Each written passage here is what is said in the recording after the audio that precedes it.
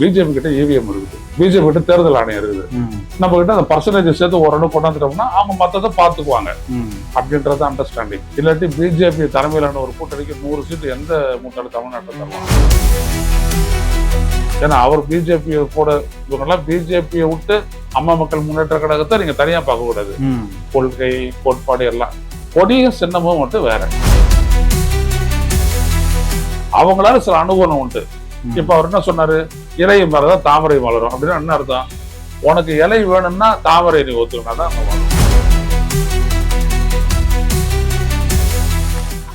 தேவை. என்னன்னா கட்சியை கன்வின்ஸ் பண்ண வேண்டிய ஒரு கட்டாயம் எடப்பாடி பழனிசாமிக்கு இருக்கு. அதை அவர் செஞ்சிட்டு இருக்காரு. அவ்வளவுதான். இந்த அலைன்ஸ் ஒண்ணுமே கிடையாது. இதுல பாமக வருதா, தேமுதிக வருதா, விஜய் வராரா, இதை பொறுத்துதான் இங்க இருக்குது மேட்டர். இப்ப புரியுதுங்களா? அப்ப எல்லாமே மாத்திக்கிட்டு அதெல்லாம் செட் பண்ணுவாரு. எல்லாமே மேல இருக்கிறவன் பாத்துக்கோன்னு சொன்னார்ல ராஜேந்திர பாலாஜி, அதுதான்.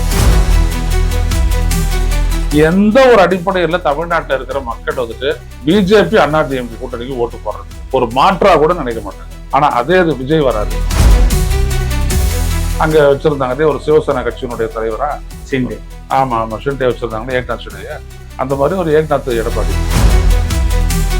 எவ்வளவு தூரம் அவங்க தமிழ்நாட்டு மேல கோவம் இருந்திருந்ததுன்னா, அங்கே இருக்கக்கூடிய ஒரிசால இருக்கக்கூடிய பூரி ஜெகநாதர் ஆலயத்தினுடைய ரத்ன பண்டாரி அந்த இதனுடைய சாவி பூட்டி எடுத்தா தமிழ்நாட்டை ஒழிச்சு வச்சிருக்கிறாங்க அப்படின்னு சொன்னது யாரு? மோடி. அது எப்படி ஒரு தமிழ சீஃப் மினிஸ்டர் ஆக முடியும் ஒரிசாக்கு அப்படின்னு சொன்னவன் அமித்ஷா. நம்மளாம் திருப்பி கேட்டோம், அதை நீ எப்படி சொல்ல முடியும்? நீ ஒரு குஜராத்தி, நீ எப்படி இந்த நாட்டுக்கு வந்துட்டு ஹோம் மினிஸ்டர் ஆக முடியும்? நம்ம தான் சொன்னோம். இந்த அதிமுக தான் சொன்னானோ. மொத்த இந்தியால பாஜகவுக்கு எதிராக கடுமையான பிரச்சாரத்தையும் நிலைப்பாட்டையும் எடுத்திருக்கிற ஒரே ஸ்டேட் தமிழ்நாடு. ஆட்சியாளர்கள் மட்டும் இல்லை, அதையும் தாண்டி.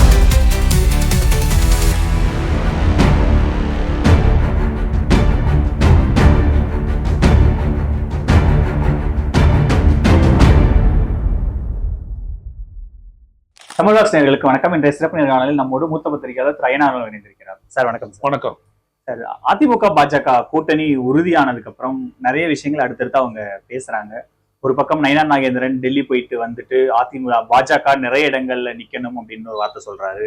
இன்னொன்னு இரட்டை இலை மேலதான் தாமரை மலரும்னு ஒரு வார்த்தையை மென்ஷன் பண்றாங்க. அவங்க தொடர்ச்சியா அதை பத்தி பேசுறாங்க.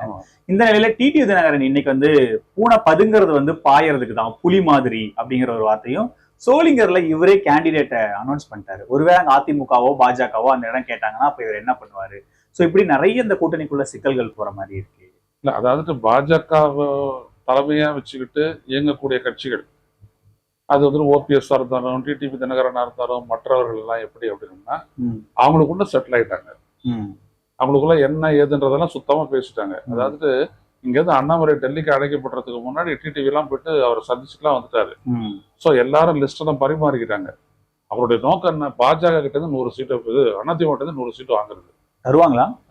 அது வாங்குறது நோக்கம்ன்ற அவருடைய நோக்கம். அது என்ன காரணம்னு கேட்டீங்கன்னா, இப்ப அதிமுகவுக்கும் பாஜக கூட்டணிக்கான ஒரு அடிப்படை என்ன? இவருக்கு இத்தனை பர்சன்டேஜ் ஓட்டு, அவருக்கு அத்தனை பர்சன்டேஜ் ஓட்டு, இந்த 2 கூட்டம் அப்படியே வந்துடும், அது கிடையாது. பிஜேபி கிட்ட இவிஎம் இருக்குது, பிஜேபி கிட்ட தேர்தல் ஆணையம் இருக்குது. நம்ம கிட்ட அந்த பர்சன்டேஜ் சேர்த்து ஓரளவு கொண்டாந்துட்டோம்னா அவங்க மற்றதை பார்த்துக்குவாங்க அப்படின்றது அண்டர்ஸ்டாண்டிங். இல்லாட்டி பிஜேபி தலைமையிலான ஒரு கூட்டணிக்கு 100 சீட்டு எந்த மூட்டாளு தமிழ்நாட்டை தருவான்? யாரும் தரமாட்டாங்க. அதனால அவங்களுக்கு தேவை என்ன அப்படின்னோம்னா, பிஜேபி வந்துட்டு ஒரு வெற்றி கூட்டணி தான் அப்படின்னு அவர் ஏன் அவர் சொல்றாங்க அப்படின்னோம்னா, அதிமுக சொல்றாங்கன்னா பாருங்க வெற்றி கூட்டணி அப்படின்னு. ஏன்னா வெற்றி பெறக்கூடிய அந்த வேலை வந்துட்டு அவரு அமித்ஷா எடுத்துக்கிறாரு. இவங்களுக்கு வேற கூட்டணி எல்லாம் போட வேண்டியதுதான். உங்களுக்கு பணம் வேணுமா பணம், வெற்றி வேணுமா வெற்றி, எல்லாம் அதெல்லாம் நான் பாத்துக்கிறேன், எனக்கு இவ்வளவு சீட்டு கொடுத்துருங்க அப்படின்ட்டு. இதுல எடப்பாடி வந்து 158 சீட்டு வரைக்கும் அவர் கேட்கிறாரு. அதாவது 118 அப்படின்ற மெஜாரிட்டி அப்படின்னா அதுல இருந்து கூட ஒரு 30 சீட்டு 40 சீட்டு வந்துட்டு நாங்க சேர்த்து போட்டியிடணும் அப்படின்னு அவர் சொல்றாரு. அந்த இடத்துல தான் அந்த நெகோசியேஷன் போய் நிற்கிறதா சொல்றாங்க. அதனால பிஜேபியோட இருக்கிறவங்களுக்கு எல்லாம் எந்தெந்த இடத்துல போட்டியிடணும் அப்படின்றதுக்கு ஒரு தோராயமான ஒரு இடத்துக்கு வந்துட்டாங்க.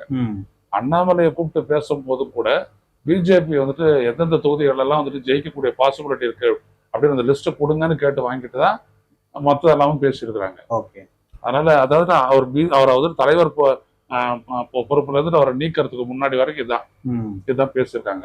அதனால பிஜேபி வந்துட்டு ரொம்ப அவங்களுடைய கூட்டணி எல்லாம் சேர்ந்து சரியா போயிட்டு இருக்கிறாங்க. இவங்களோட எவ்வளவு இடம் அப்படின்றத பொறுத்துதான் எல்லாம் வந்துட்டு மாறப்போகுது. அதனால இங்க சோளிங்கர்ல ஒரு பார்த்திபன் அப்படின்ற ஒரு கேண்டிடேட் அறிவிக்கிறாருன்னா அவர் எல்லாம் தெரிஞ்சுதான் செய்யறாரு அவரு. ஏன்னா அவர் பிஜேபி கூட இவங்கெல்லாம் பிஜேபியை விட்டு அம்மா மக்கள் முன்னேற்ற கழகத்தை நீங்க தனியா பார்க்க கூடாது. கொள்கை கோட்பாடு எல்லாம் கொடியும் சின்னமும் மட்டும் வேற, மத்ததெல்லாம் ஒண்ணு அப்படி நீங்க பாத்துக்கலாம். ஆனா சோளிங்கர்ல அதிமுகவுக்கும் ஒரு கணிசமான வாக்கு இருக்கு. ஒருவேளை அதிமுக நாங்க அங்க போட்டிடுறோம் அப்படின்னா அப்ப பாஜக என்ன நிலைப்பாடு இருக்கு? அப்ப டிடிவி இப்ப ஸ்டாண்ட மாத்துவாரா? இல்ல கிடையாது, அப்படிலாம் வராதுன்ற நானு ஒத்துக்க மாட்டாங்க. ரொம்ப இணக்கமா இருப்பாங்க, ரொம்ப இணக்கமா இருப்பாங்க. நீங்க ஒண்ணும் கவலைப்படாதீங்க. இது கொள்கை கோட்பாடு இருக்கிற இடத்துலதான் மோதல் முட்டல்லாம் வரும். இதை நான் உனக்கு அடிமையாகிறேன், அதுக்கு நீ எப்படி எனக்கு என்ன தர அப்படின்ற மாதிரியான ஒரு அலையன்ஸ் தான் அது. இப்போ நான் கேட்கிற கேள்வி இதுதான், அஇஅதிமுக ஆட்சியை பிடிக்கிறதுக்கு பிஜேபி அலையன்ஸ் தான் தேவையா? அவர் வேணும்னு நினைக்கிறாரு எடப்பாடி. இல்ல இல்ல, நான் கேட்கறது பிட்வீன் யூ அண்ட் மீ. அவங்கள அப்படியே ஓரமா வைங்க. இப்ப நான் தான் அதிமுக, நீங்க பிஜேபின்னு வச்சுங்க. எனக்கு நீங்க தேவையில்லை.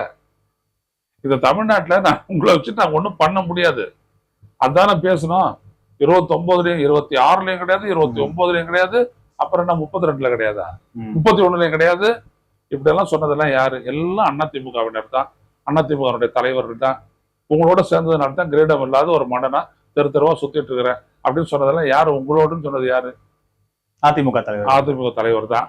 அப்ப என்னன்னா அவங்களுக்கு வெற்றிக்காக எல்லாம் கிடையாது. அது அவங்களால சில அனுகூலம் உண்டு. இப்ப அவர் என்ன சொன்னாரு? இலை மேலதான் தாமரை வளரும் அப்படின்னு என்ன அர்த்தம்? உனக்கு இலை வேணும்னா தாமரை நீ ஒத்துக்கினா தான் அங்க வரும். இது தனியா அது தனியா பார்க்காத. நம்ம என்ன நினைக்கிறோம், இப்படி இலை இப்படி தாமரை, அப்படி இல்ல.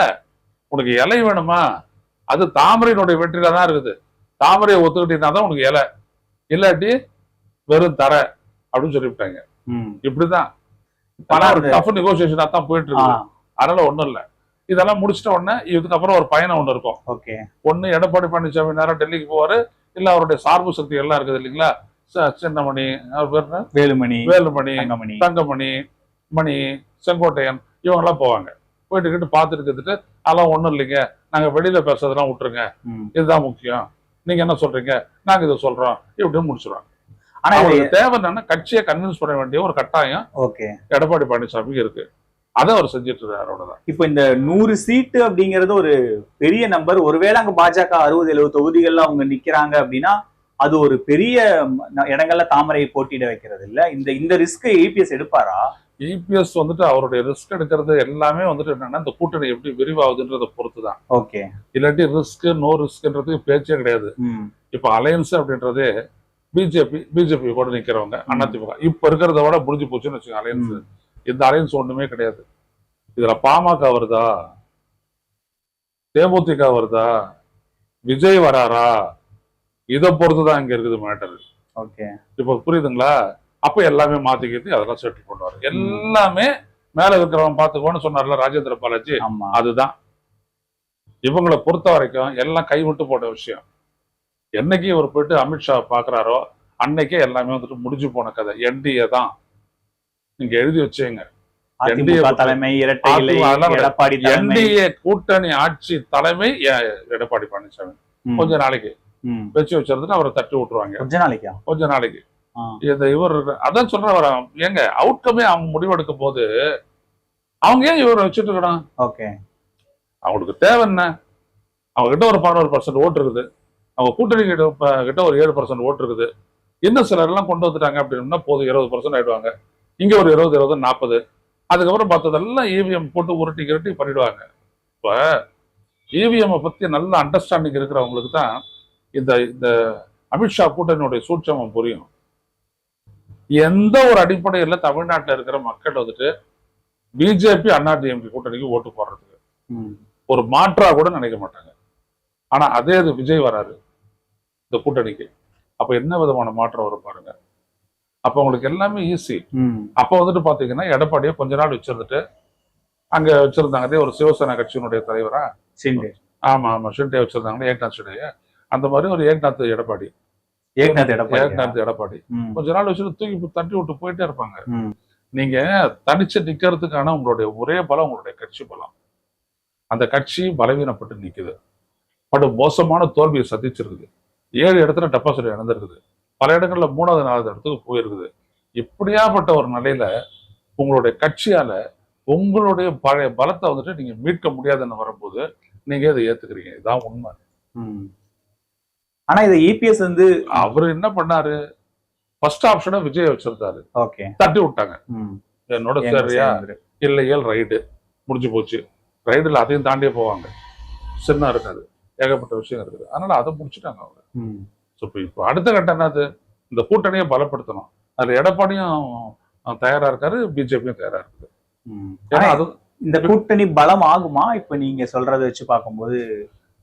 பலவீனங்களினுடைய அடிப்படையில தான் அரசியல் பேரங்களே நடக்கின்றன. நல்லா நீங்க கவனிச்சீங்கன்னா, ஒரு நேரத்துல அண்ணா அறிவாலயத்தில் மேலே ரைடு கீழே 64 சீட்டு அப்படின்னாங்கல்ல. அன்னைக்கு வந்துட்டு 2011 தேர்தலில் தான் அது. அப்ப என்னாச்சு, தமிழ் தேசிய சக்திகள் எல்லாம் வந்துட்டு ஆன்டி காங்கிரஸ் டிஎம்கே அலையன்ஸ் அடி பின்னி எடுத்தாரு சீமான். 59 இடத்துல பேசினாரு, 59 இடத்துல இங்க காலி. ஒரே ஒரு இடம் தான் தப்பிச்சுது. அது எதுனா பட்டுக்கோட்டையில இவரு தேமுதிக சின்னம் அந்த முரசு அங்க ஒரு சின்னத்துல நின்ன ஒருத்தன் பூடையில நின்னான். சோ பூடையில பாதி ஓட்டு விழுதுனால காங்கிரஸ் அங்க ஜெயிச்சிருச்சு. மொத்தமே காங்கிரஸ் 4 இடம் தான். அது சீமான் 5 இடம் தான். அதுல சீமான் போகாது 4 இடம். சீமான் போயிட்டு அங்கேயும் விட்டுட்டு இருந்தான் அப்படின்னா மேட்டர் முடிச்சு போயிட்டு இருக்கோம். அந்த மாதிரி இல்ல பண்ணோம். அப்போ மிரட்டி சீட்டு வாங்குறது, மிரட்டி கூட்டணி அமைக்கிறது அப்படின்றதெல்லாம் ரொம்ப நாளா தமிழ்நாட்டில் நடந்துட்டு வர விஷயம் தான். ஓகே, புரியுதுங்களா? அதுல இன்னும் கூட நான் விரிவா சொல்லலாம், வேணாம் இப்போதைக்கு வேணாம். ஆனா இப்ப நயினா நாகேந்திரன் திரு அமித்ஷா அவர்களை சந்திச்சுட்டு வராரு. சந்திச்சுட்டு வந்ததுக்கு அப்புறம் கொஞ்சம் இந்த சீட் பத்தி எல்லாம் கொஞ்சம் அடக்கி வாசிக்கிறாரு. ஆனா நாங்க தான் கொஞ்சம் பவர்ஃபுல்ங்கிற மாதிரியான விஷயங்கள் நிறைய இடத்துல அவர் அதை பதிவு பண்ணிட்டே இருக்காரு. தாமரைக்கு இரட்டை இலைக்கு மேல தாமரைங்கிறதெல்லாம் ஒரு பொலிட்டிக்கல் ஸ்டேட்மெண்ட். அதெல்லாம் நம்ம பார்க்க வேண்டியது. நான் அதான் சொல்றேன், நானு தாமரை இல்லைன்னா இலை கிடையாது. இரட்டையில எவ்வளவு பெரிய சின்னம் ஏங்க, இரட்டையில எவ்வளவு பெரிய சின்னமா இருந்தாலும் முடங்கி கிடக்குதா இல்லையா? நீங்க போறீங்க, கேஸ் ஆரம்பிச்சிருச்சு, விசாரணை அங்கதான் போக போறீங்க. எப்படி வேணாலும் சொல்லலாம்.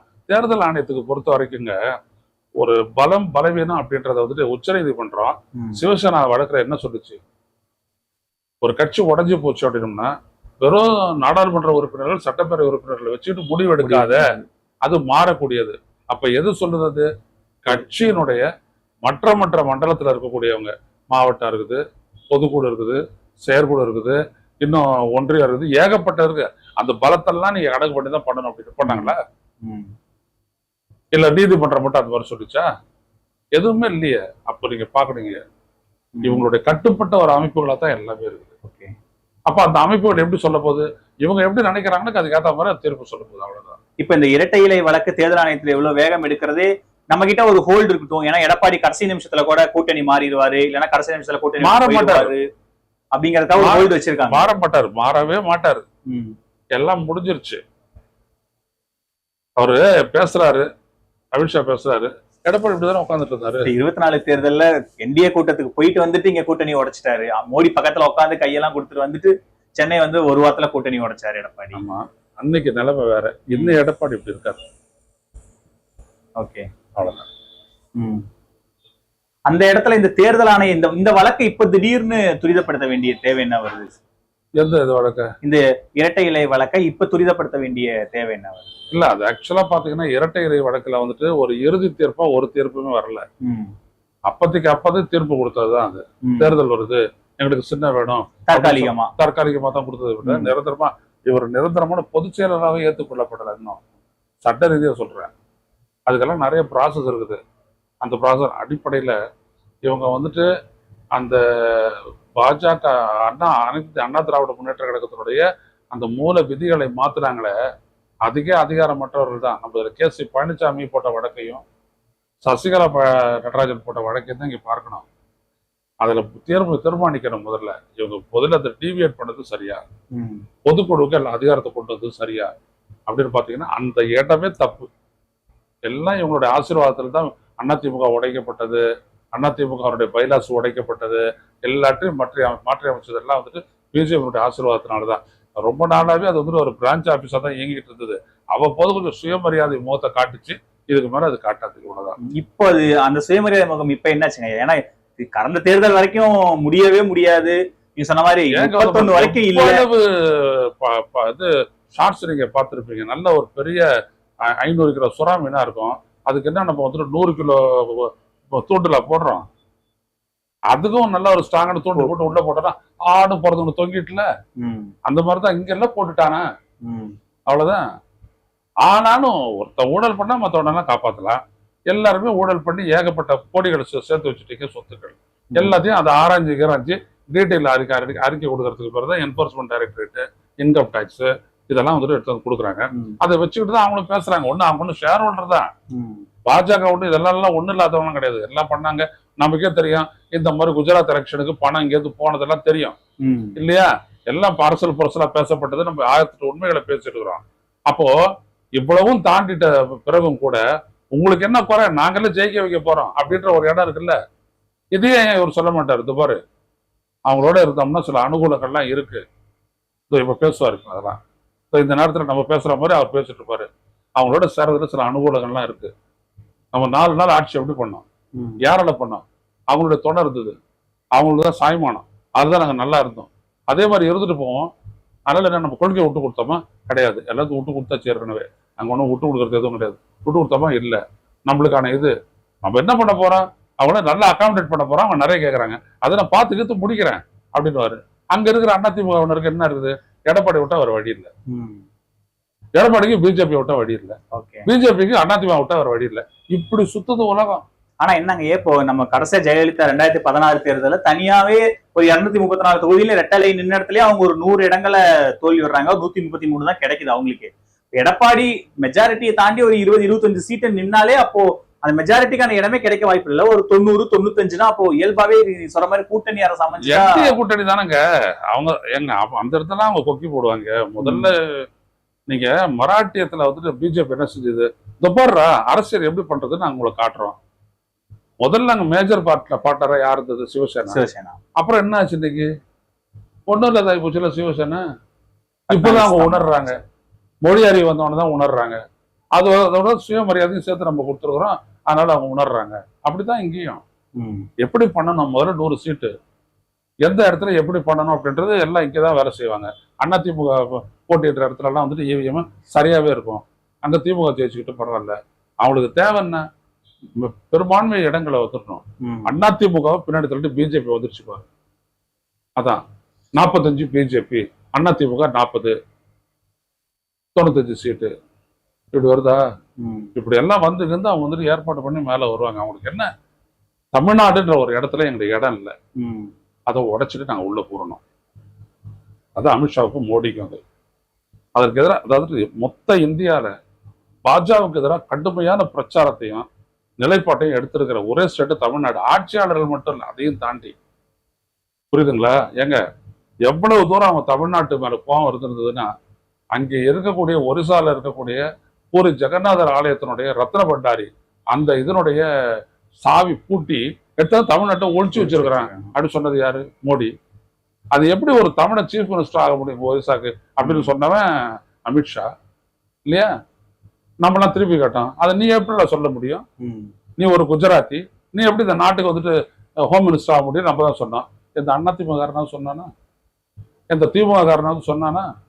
நாடாளுமன்றத்தில் கூட தமிழ்நாட்டை ஏன் குற்றஞ்சாட்டி பேசுறேன், அதுக்கு பதில் என்னன்னு ஒரிசாவை சேர்ந்த ஒரு எம்பி கேட்டான். நம்மளுடைய சுயமரியாதைக்கு அவ கேட்டா, எப்படி அந்த சாவி மறைச்சிருக்குதுன்னு சொன்னேன், நீ சொல்ல அப்படின்னு சொல்லிட்டு கை நட்டி பேசுனாங்க அந்த மோடியை பார்த்து.